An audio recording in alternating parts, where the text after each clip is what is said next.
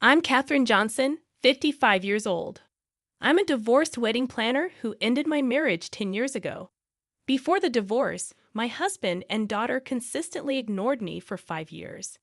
Once my daughter graduated from college and became independent, I decided to leave my husband. Even though I felt ignored, I stayed to raise my daughter until she finished college. After the divorce, I left the house with my son. It's been 10 years since the divorce, and at that time, my son had just started high school. Reflecting on those days still brings a sharp pain to my heart, but by living each day fully, the pain has gradually faded. Recently, a name I hadn't seen in a decade popped up on my phone. "Hello, you still sound as dreary as ever," a voice filled with disdain responded. It was my ex-husband. After all this time, I wondered why he wanted to talk. I kept my response minimal, saying, "I'm at work right now." "Wow, you're working? Lucky someone actually hired you." My ex-husband always looked down on me. Perhaps it was his need to feel superior. In reality, he never contributed financially, dealing with gambling and debts while I worked to support us. Remembering this makes my blood boil. Though I wanted to hang up immediately, the fact that he reached out after 10 years suggested there might be something important. Suppressing my emotions, I continued the conversation. "What do you want?" I didn't want to raise my voice while working.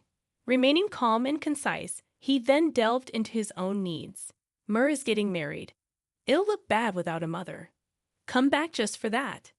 This was so typical of my ex-husband, solely concerned about appearances. Even after a decade, he still prioritized such superficial things, trying to involve his ex-wife. Despite everything, I, now 32, still consider Mur my daughter. I've never stopped caring about her, even during the 7 years of being ignored. However, considering our history, I couldn't simply agree to his request on his terms. I couldn't help but hesitate to meet the owner of this voice I hadn't heard in a while. "Does she agree to this?" he asked, as if it's the most natural thing. What kind of person demands this as if it doesn't matter? What agree to what? Does she agree to have her ignored and divorced ex-wife attend their wedding? Does this man really not understand? His response clarified everything. "Can't you just listen to me? A divorced couple attending their daughter's wedding sounds quite good, doesn't it?" He was still fixated on appearances. To him, a former couple attending an event together was probably nothing out of the ordinary. As I calmly considered this, he dealt another blow. "You must be working as a regular employee by now, right? Well, during our marriage, I supported you financially. It's only fair you contribute to Mur's wedding expenses." What I recalled was working part-time and then as a full-time employee. I have achieved an even higher position now. Back then, it wasn't for a comfortable life. It was the result of me working to earn a living that I couldn't afford. And of course, I have no recollection of having to pay for it. I don't mean to complain now, but I can't even express how much his memories are being altered for his convenience. Discuss the money directly with me. I'm busy too. It all came down to public image and money for him. Even now, these conversations bring back painful memories.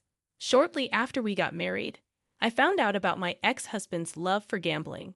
He earned a salary, but it never made its way home. Debts kept piling up without my knowledge. While I worked hard to support our family and raise our kids, he accused me, "All you care about is money. You don't care about me." He started coming home speaking of perfume, not bothering to hide or make excuses for his affairs.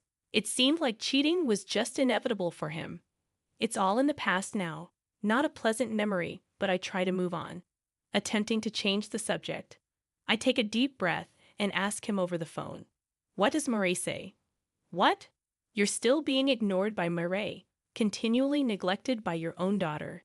That's pathetic," he mocks, laughing as if he finds pleasure in this. Talking to this man wouldn't lead to anything productive. "I'll talk to her directly," I assert. "You should. I hope Mur talks to you normally." He replies with a snicker and abruptly ends the call. I let out a deep sigh and turn my phone back on. On the day, I arrive early at the waiting room and sit down alone.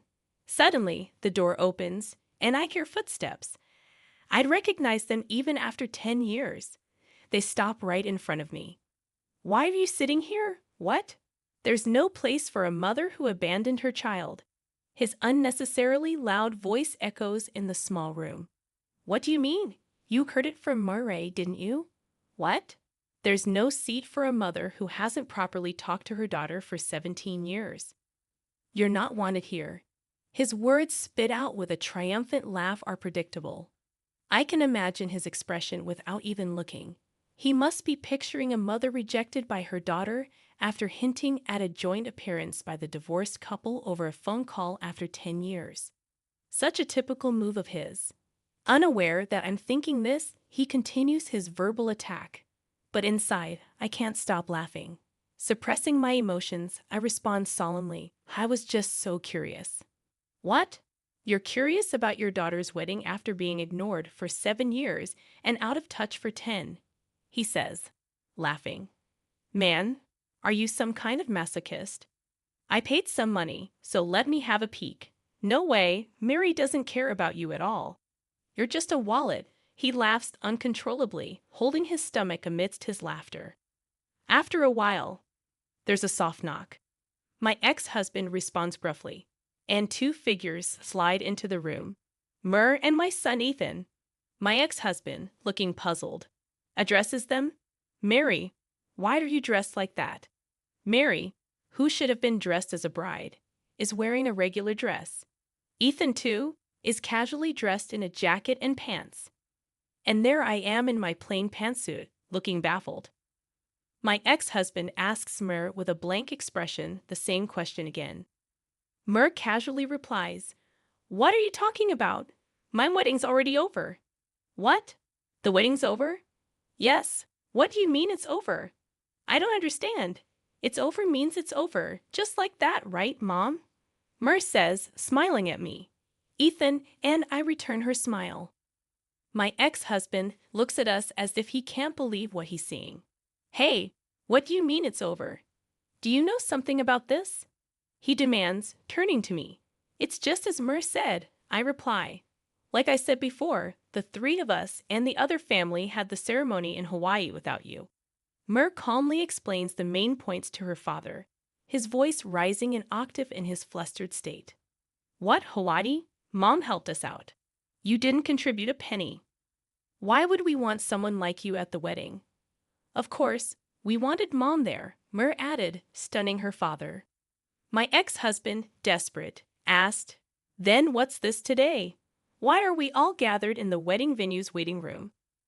Mur's eyes flickered as she looked at her father, then coldly said, It's to cut ties with you. My ex-husband trembled slightly as he spoke. What do you mean by cutting ties with me? You ignored her, with me, for 7 years, and then she left us.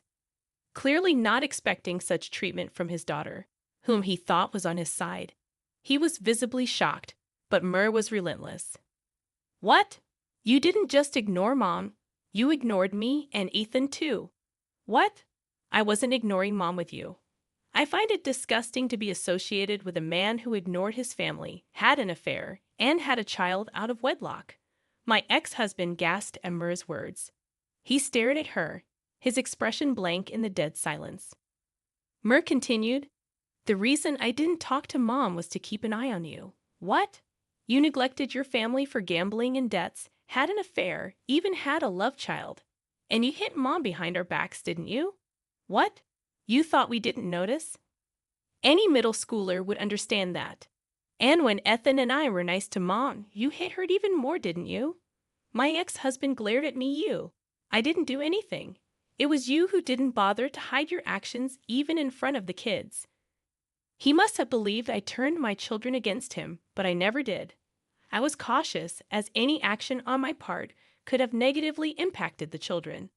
I refrained from confiding in anyone about his actions to prevent unintended consequences. Looking back, perhaps I should have discreetly sought help. But at that time, I was overwhelmed. I thought enduring it would be sufficient. However, my children didn't accept that. Each, in their own way, wanted to help and became involved. I knew you were abusing Mom since I was in elementary school. What? Since then? You might have thought we were asleep, but your loud yelling woke us up, whether we liked it or not. But as an elementary or middle schooler, there was nothing I could do. So I decided, once I was in high school, I'd save Mom. I ignored Mom to keep an eye on you. I thought if you had an ally, you wouldn't dare hit Mom. So to protect Mom, I decided not to talk to her. She knows that. What she knows? It was a strategy we all came up with. He hadn't expected us to be in cahoots. His face turned pale and twisted. I wonder what my children are thinking. Ignoring that, Mur continued. I pretended to be on Dad's side to keep him in a good mood for safety. In exchange, I made sure Ethan was always with Mom in case you tried to hit her. Ethan, being a boy, could protect her. What? Ethan was just an elementary or middle schooler back then. He couldn't have stopped me. My ex-husband's words made me chuckle. What are you laughing at? Nothing, just contempt, disgust. Thinking about how you're always bluffing. See, you always get worked up so easily. You were always afraid of Ethan, right? Because he could see through you and shut you down with his words, even when he was little. What? I knew you avoided Ethan as much as possible. You were running away from him, even though he was just a kid, because he was smart. My ex-husband blushed in embarrassment and clammed up. That's why I stayed by your side, and Ethan stayed with Mom. That way, you'd never dare lay a hand on her. I never realized that. He was visibly shocked. Murray spoke bluntly to him. Well, of course. What? You became more and more of a stranger, finding your place elsewhere. You were so oblivious. You didn't even see your own family, did you? Remembering that time doesn't hurt me anymore. But Mur's words started to blur my vision. Ethan gently touched my shoulder and continued, Dad, what about what we talked about earlier? The affair and having a child. You're not denying it, huh? Well, even if you denied it, it's the truth, and there's nothing you can do about it now. Why are you bringing this up? My ex-husband could only give a vague response to Ethan's unexpected turn in the conversation. Ethan pressed on. Did you know I was working a part-time job in high school? Part-time job? You didn't know, huh? Mur was working part-time too. What? Dad was never home, never put money into the household, just messing around. We both had to work part-time in high school to help Mom. I didn't know. Of course you didn't. As I said earlier, you never really saw us or Mom, so you didn't notice that Mur was fooling you. My ex-husband fell silent at Ethan's words, and I worked in the kitchen of a restaurant, you know? You used to come there a lot with a woman. What? Sometimes during the day, sometimes at night. You brought a little kid with you too, right? What? That's your love child, isn't it? What? You'd loudly say things like, this kid's going to grow up to be handsome like me and stuff. It was so embarrassing. No, nobody wants to be like you. Ethan snorted. He had no idea his son had seen him cheating and even seen his love child. My ex-husband started sweating and breathing shallowly while glancing at him. I casually asked, how are May and Ken doing? I threw out names he probably didn't expect me to know. And he gasped, how did you? How do you want to know? After we divorced, it might not have been a big deal for you, but I had to go through a lot of paperwork. It's impossible not to notice, especially since you acknowledged them. My ex-husband was silent again. I didn't feel disappointed anymore, but I wondered if he thought he could hide it by keeping quiet. Eventually, when he's gone, all sorts of issues will fall on the children due to inheritance. Regardless of the divorce, the children are still related to him by blood, and so is the child he acknowledged. He probably never thought that far as a parent. Well, I knew it, but it was still a shock. You never thought about me or the kids. My ex-husband remained silent. No matter what was said, was he really unable to say anything after all this, pinned under the gaze of the three of us? My ex-husband didn't even try to make excuses, maybe due to his useless pride. I knew it, but still, what was he thinking during all those years of marriage, of family life with us? He probably thought the onslaught was over. He let out a breath, relaxing his shoulders. but he wasn't let off so easily. And on top of that, you were begging that woman for money too, weren't you? Are you just terrible? Ethan said with disgust. What? What are you talking about? Not what are you talking about? You're even messing with the company's money now. Mur's unexpected words made him freeze as he stared at her. Don't say it's a lie. I didn't do that, really. Still playing dumb? You can't escape this. What are you talking about? Where's the proof? His red-faced shout echoed in the room. Ethan doused his fire with a cool reply. You left evidence everywhere, blatantly in the company's books. His face was drained of color. The financial audit of your company is being handled by my husband, Mur added. My ex-husband lost all expression, probably never imagining the man he thought he'd congratulate today as Mur's husband was the one exposing his embezzlement. I was shocked when I heard it too. Mur's husband, a certified public accountant, was involved in auditing my ex-husband's company. The chief accountant, who happened to know me's husband's firm manager, brought up recent suspicious financial activities leading to his involvement. The more he looked, the stranger it got. Did you really have to embezzle $1 million for your debts and secret child support? Mur's words hit him hard. He must have been overwhelmed with why and how could this happen. Ethan mercilessly delivered the final blow. You know, this is a crime. My ex-husband froze completely. His body trembled slightly as we watched him. Mur said, That's why I wanted to end it. What? I'm married now, connected to another family. I don't need a criminal in my family, and I wanted to reset everything I've been carrying all these years. That's why I asked Mom to prepare this room today. Why can't she arrange this room? This is a wedding venue, right? He turned his gaze towards me. I spoke without meeting his eyes. This place, it's my company. What? Your company?